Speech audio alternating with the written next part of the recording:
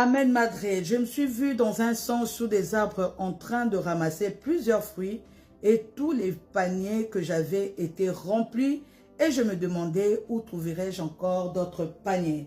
Gloire soit rendue à Dieu. Invite-moi chez toi, vraiment, franchement, là, invite-moi chez toi s'il te plaît. Alors, le conseil que je veux te donner, premièrement, tu dois bénir le Seigneur.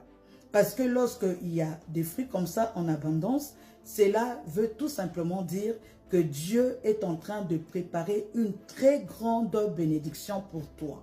Alors, tu dois lui remercier, mais aussi lui demander la sagesse pour bien gérer cette bénédiction. Et puis, deuxièmement, lorsque tu vois que les paniers ont été remplis, et puis tu manquais même d'autres bassins ou soit paniers, Dieu peut t'appeler à organiser ta vie ou à te former davantage pour gérer tout ce qu'il te donne.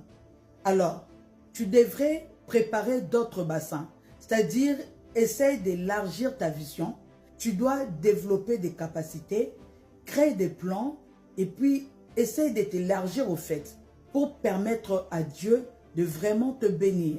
Ne te limite pas. Ne te limite peut-être pas à ton job. Essaye de trouver quelque chose à faire. Peut-être tu dois entreprendre. Essaye de t'élargir parce que peut-être le travail que tu fais ne sera pas suffisant à ce que Dieu puisse te bénir. Puis troisièmement, lorsque Dieu te bénit, ce n'est pas seulement pour toi. Les superflus là, ça peut aussi dire Dieu veut que tu puisses être une source de bénédiction pour les autres. Donc la richesse qui va te donner la bénédiction, c'est pour que tu deviennes aussi une source de bénédiction. C'est pourquoi apprends à partager avec générosité. Il ne faut pas te plaindre lorsque tu aides. Fais-le vraiment avec joie et Dieu va vraiment te bénir pour que tu deviennes une source de bénédiction pour les autres. Quatrièmement, tu dois chercher Dieu pour une directive divine. Pose-lui des questions. Demande-lui qu'est-ce qu'il attend réellement de toi. Parce que les fruits que tu as vus, ça peut être une bénédiction financière. Peut-être que ces fruits représentent des opportunités, des talents ou même des âmes que tu dois aider.